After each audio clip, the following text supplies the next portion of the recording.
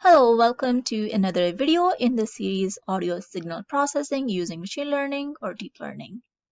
In this video, we're going to focus specifically on audio data augmentation.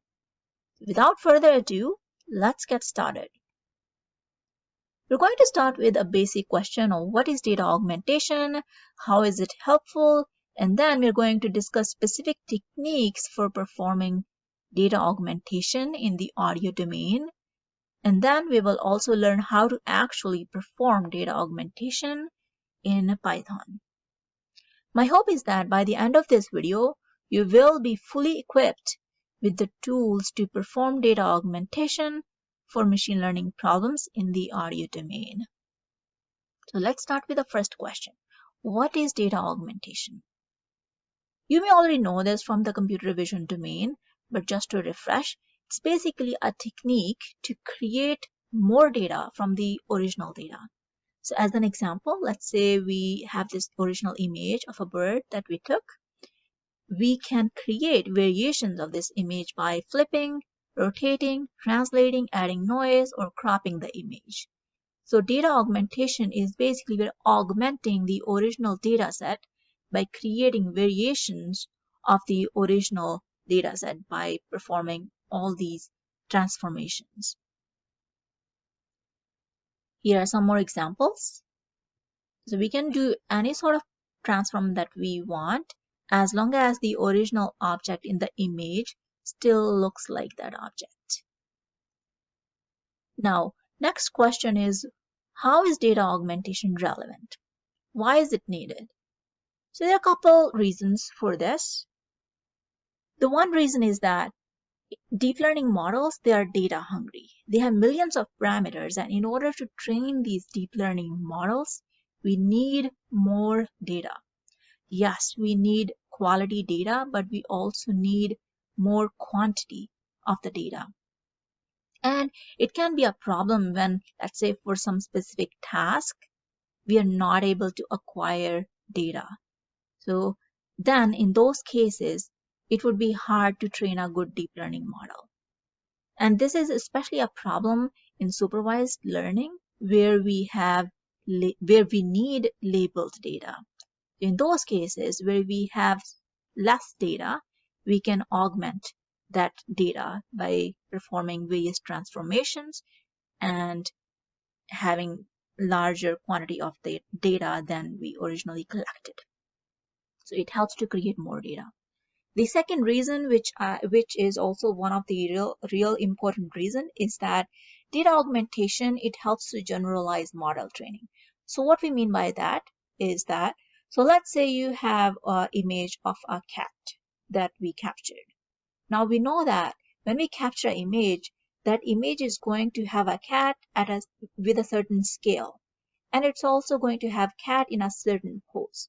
But the way we want to train our machine learning models is that we want the model to identify cat with different scales, also in different poses.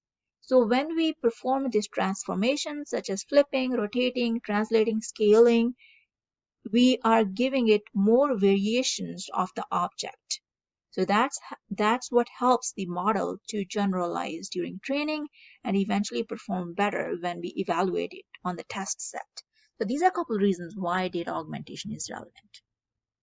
Now, the techniques that we mentioned before, such as flipping, rotating, translating, those are good for the images and they may not be good for the audio data, because performing some of those, first of all, it will be challenged to perform some of those. Secondly, even if we perform some of those transformations on the audio, it may completely destroy our audio and the data will not be the same data that we hoped to train for. So there are specific techniques for doing data augmentation in the audio domain, and we can divide them into two types. As you probably remember from our previous videos, that in the audio domain, we have two different kinds of features. When I say kinds of features, I mean we can have features in two different domains. We can have features in the time domain, we can call it waveform, and we can have features in the frequency domain such as spectrograms. So now depending on your machine learning models, what feature you're using, you can perform transforms or data augmentation in either the time domain or the frequency domain. So let's look at some of them. So in the time domain, we can perform transformations such as stretching the audio, making it go faster or slower, changing the pitch, changing the loudness. We can do mix up where we mix different samples and create new ones, and there are a few more. For the frequency domain, we have various transforms. Again, the popular one is spec augment, which we'll discuss a little bit later, and there are a few more. So these are just to mention some of the augmentation techniques we can perform on the audio data. Now, question is, how do we perform these augmentations in Python? We are lucky because there are actually quite a few libraries out there which we can use to perform data augmentation on the audio files. So let's have a look. The first source I want to share with you is a Python library called Audiomentations. This library is pretty easy to install. We just have to do pip install, and then it has a lot of good examples, self-explanatory, and I won't go into detail because they're really easy to understand.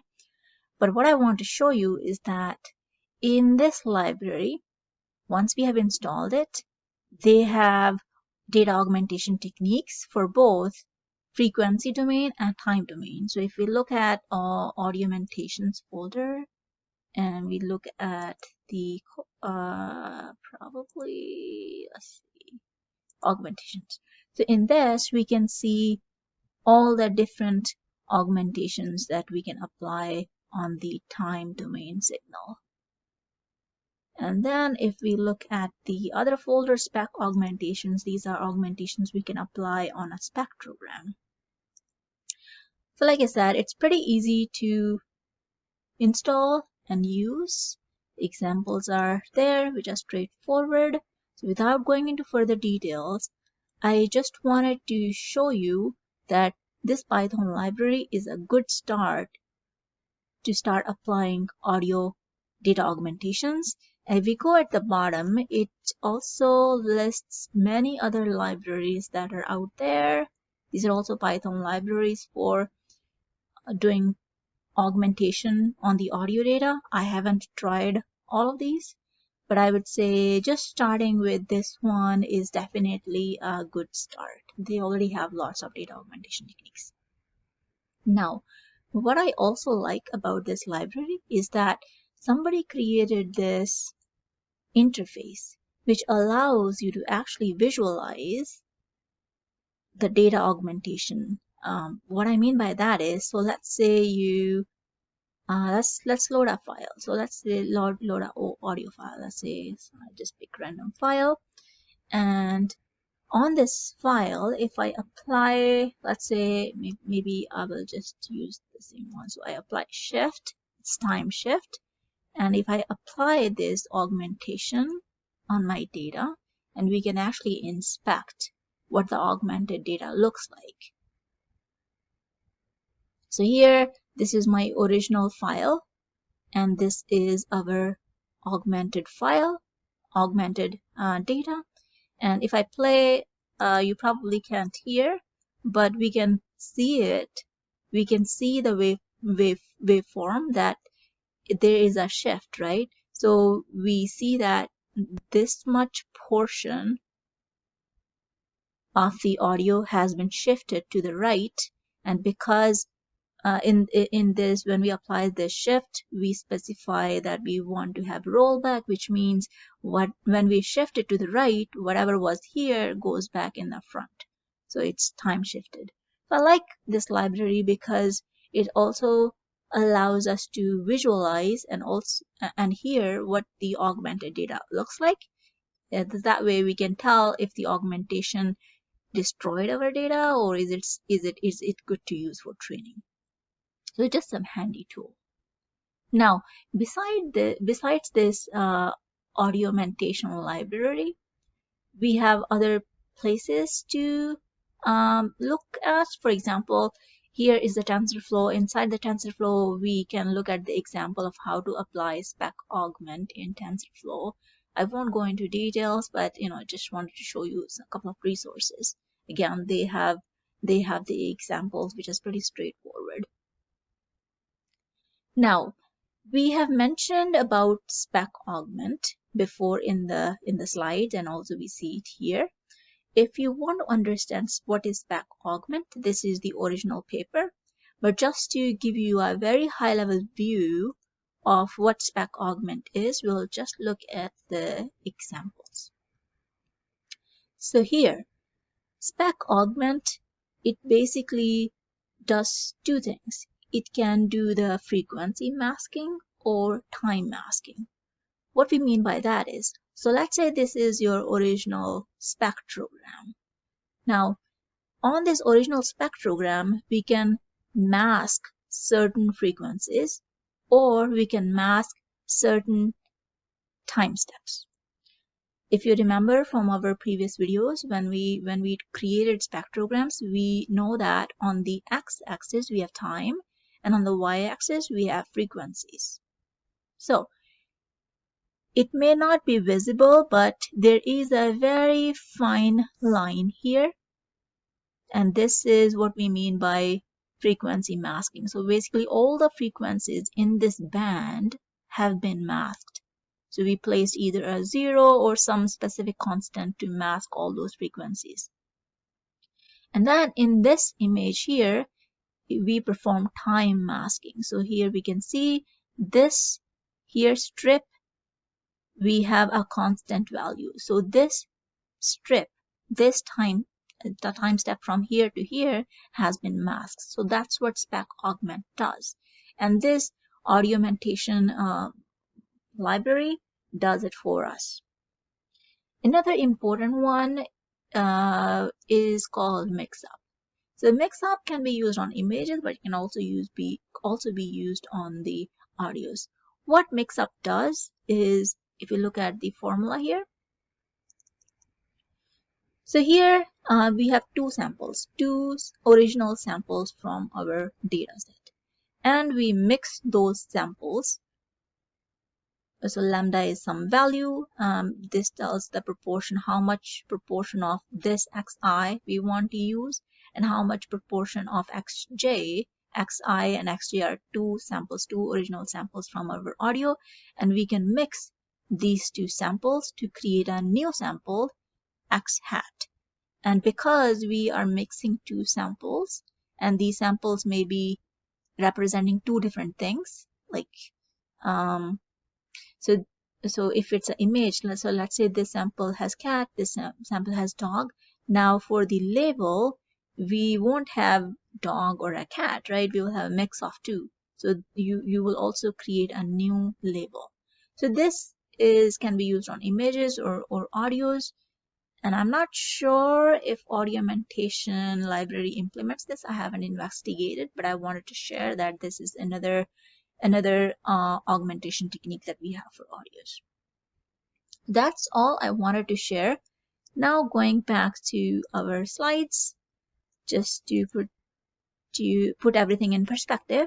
So what we studied in this video is we studied different techniques for performing data augmentation in the audio domain specifically.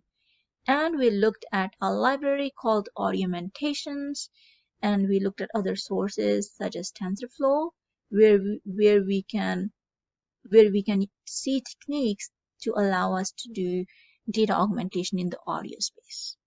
Now, just some parting thought. I wanted to give a word of caution when we apply these augmentations. What I mean by that is, when we apply these augmentations, it's important that we understand what the augmentations do to our data. In other words, we don't want to apply augmentations that can completely destroy our data. So let's look at an example. So let's say you have an audio file 1 second long, and then in that audio file, somebody says a word stop, and that word stop happens to occur at the tail end of the audio. Now, if you apply augmentation such as time shift, depending on how you apply it, whether you do a rollback or no rollback, that we want to be careful that that keyword stop does not get completely deleted from the audio when we apply the data augmentation. So just have to be careful about things like that when you apply data augmentation. So with that, thank you for listening to this video. I hope this was helpful. And if you like videos on this channel, please subscribe. And I would love to have you as part of my YouTube family. Thank you and see you in the next one. Thank you.